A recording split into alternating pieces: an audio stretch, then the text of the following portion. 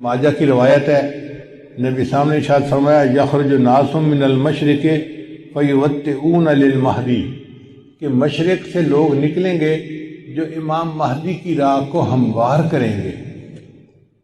اب سعودی عرب کے مشرق میں تو ہمارا ملک بنتا ہے، اس کا مطلب یہ کہ جس کو ہم وادی سندھ کہتے تھے نا پرانا، وہاں سے لوگ اٹھیں گے۔ یہ پاکستان اور افغانستان کے درمیان کا ایک علاقہ بنتا ہے۔ اللہ ایمان والوں کو یہاں سے اٹھائیں گے اور پھر وہ امام مہدی کے آنے کی راہ ہموار کریں گے۔ بیت المقدس 3 مرتبہ فتح ہوا۔ ایک مرتبہ عربوں نے فتح کیا حضرت عمر رضی اللہ عنہ کے زمانے میں بغیر لڑائی کے، کافروں نے چابیاں ہی حوالے کر دی تھیں۔ دوسری فتح پھر کردستان کا ایک نوجوان تھا جس کا نام تھا صلاح الدین ایوبی، اس نے صلیبی جنگیں لڑی اور کافروں سے بیت المقدس کو فتح کروا لیا۔ اب تیسری مرتبہ وہ پھر فتح ہوگا، اور ہمارا یہ گمان ہے کہ اللہ تعالیٰ یہ اعزاز پاکستان کے لوگوں کو عطا فرمائے گے انشاءاللہ۔ اس ملک کو اللہ نے بنوایا ہی اسی لیے ہے کہ اس ملک سے اللہ تعالیٰ نے ایسی فوج اٹھانی ہے، ایسے لوگ اٹھانے ہیں کہ جو دین کے لیے اٹھیں گے اور امام مہدی کی راہ کو ہموار کر دیں گے، ان کے لشکر کے فوجی بنیں گے۔ علامہ اقبال نے بہت خوبصورت شعر کہا ہے فارسی میں، خضر وقت از خلوت دشت حجاز آید بروں۔ خضر وقت سے مراد امام مہدی۔ خضر وقت از خلوت دشت حجاز آید بروں، کاروان زی وادی دور و دراز آید بروں۔ یعنی زی عظیم یہ کارواں جو ہے نا، یہ دور دراز سے آئے گا اور حجاز کے اندر آ کر یہ برآمد ہوگا۔ حدیث مبارکہ میں بھی ہے کہ امام مہدی آئیں گے مگر وہ چھپے ہوں گے، اپنے آپ کو چھپائیں گے۔ پہلے مدینہ طیبہ میں ہوں گے مگر وہ وہاں سے مکہ مکرمہ اس لیے آ جائیں گے کہ لوگ مجھے پہچان نہ لیں، چھپ رہے ہوں گے لوگوں سے کہ لوگ مجھے دیکھ نہ لیں، پہچان نہ لیں۔ لیکن جب مکہ مکرمہ میں وہ طواف کر رہے ہوں گے تو وہ حجر اسود کے قریب آئیں گے تو ایک غیب سے آواز آئے گی کہ لوگوں یہ مہدی ہیں، تم ان کی بیعت کر لو۔ تو لوگ ان کے ساتھ بیعت کر لیں گے اور پھر ان کے ساتھ ایک لشکر شروع ہو جائے گا۔ یہ لشکر ایسا ہوگا کہ جس نے بالآخر بیت المقدس کو فتح کرنا ہے۔ حدیث مبارکہ میں ہے کہ کالے جھنڈے یہ لے کر لوگ اٹھیں گے اور وہ اس کو جا کر بیت المقدس کے اندر گاڑیں گے، یعنی امام مہدی کے ہاتھ پہ اللہ تعالیٰ بیت المقدس کو فتح کروائیں گے۔ پھر امام مہدی موجود ہوں گے تو ان کی موجودگی میں حضرت عیسیٰ علیہ السلام بھی آئیں گے۔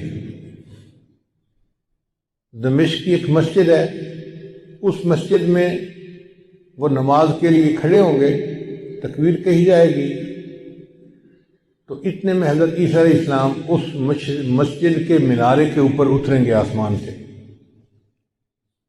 تو امام مہدی ان کو کہیں گے جی کہ آپ نماز پڑھائیں، اور وہ امام مہدی کو کہیں جی کہ آپ نماز پڑھائیں۔ چنانچہ حضرت عیسیٰ علیہ السلام کے حکم پر امام مہدی نماز پڑھائیں گے۔ یہ اعزاز ملے گا ان کو کہ حضرت عیسیٰ علیہ السلام ان کے پیچھے نماز ادا کریں گے۔ اب حضرت عیسیٰ علیہ السلام نبی علیہ السلام کی شریعت کے مطابق یہاں پر زندگی گزاریں گے۔ یہ ان کے لیے بھی اعزاز کہ انہوں نے دعا مانگی تھی کہ اللہ مجھے اپنے محبوب کی امت میں ہونے کا شرف عطا فرما، تو اللہ نے ان کو آسمانوں پہ بلا لیا اور پھر اللہ ان کو دوبارہ بھیجیں گے تاکہ وہ اس شرف کو حاصل کر سکیں۔ پھر حضرت عیسیٰ علیہ السلام بیت المقدس آئیں گے، اتنے میں دجال بھی آ جائے گا۔ اب دجال جو ہے وہ پوری دنیا کے اندر کفر کو پھیلائے گا۔ اس کے پاس ٹیکنالوجی ایسی ہوگی کہ بارش برسے گی، کھیتیاں زیادہ ہو جائیں گی، پھل زیادہ ہو جائیں گے اور لوگ اس کے پیچھے لگ جائیں گے مادی وسائل کی وجہ سے۔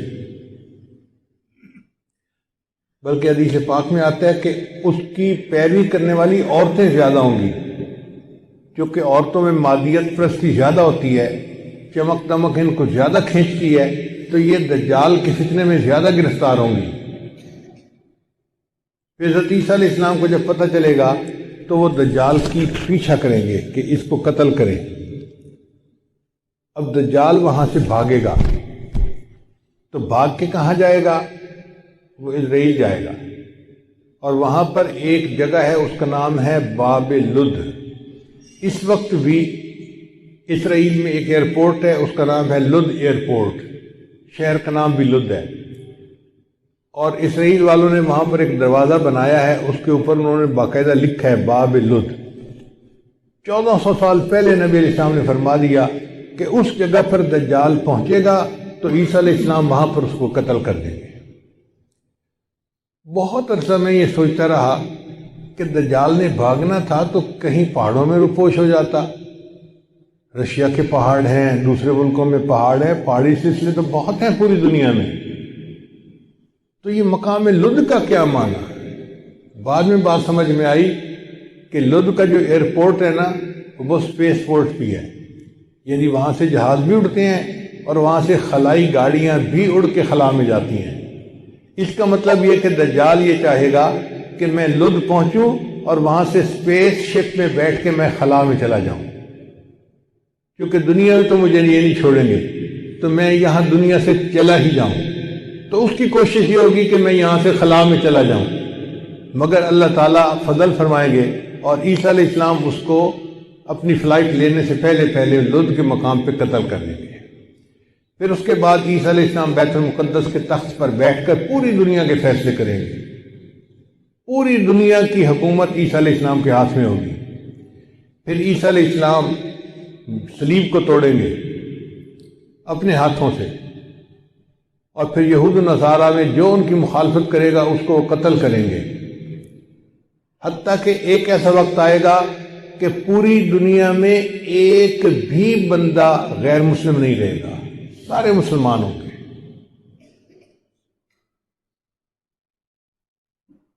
اس وقت اتنی برکتیں ہوں گی، حدیث پاک میں آتا ہے کہ ایک گائے کا دودھ پورے خاندان کے لیے کافی ہو جائے گا۔ اب یہ بات تو سمجھ میں آتی ہے، آج ایسی گائے بن گئی ہیں جو 100 لیٹر دودھ دیتی ہیں ایک دن میں۔ اب 100 لیٹر تو واقعی پورے خاندان کے لیے کافی ہے، 40-50 گھروں کے لیے کافی ہو جاتی ہے۔ یہ باتیں نبی صاحب نے اس وقت فرمائیں جبکہ لوگوں کو اس کا تصور بھی نہیں ہو سکتا تھا۔ میرے آقا صلی اللہ علیہ وسلم کی نگاہ کیسی تھی؟ یہ نگاہ نبوت تھی جو بہت دور دیکھ لیتی تھی، کہ 1400 سال پہلے بیٹھ کر ایسی باتیں کی جیسے آج اپنی آنکھ سے دیکھ کے کوئی بندہ بات کر رہا ہوتا ہے۔ پھر عیسیٰ علیہ السلام فوت ہو جائیں گے، اور اس کے بعد جو بگاڑ آئے گا نا وہ پرماننٹ بگاڑ ہوگا، اور اس کے بعد پھر قیامت قائم ہوگی علی شرار الناس، ان لوگوں پر جو سب سے زیادہ شریر لوگ ہوں گے۔ تو ایسے لگتا ہے حالات سے کہ قیامت کے بڑی بڑی نشانیاں پوری ہو گئیں، اب امام مہدی کے آنے کا وقت بہت قریب ہے۔ یہ جو حالات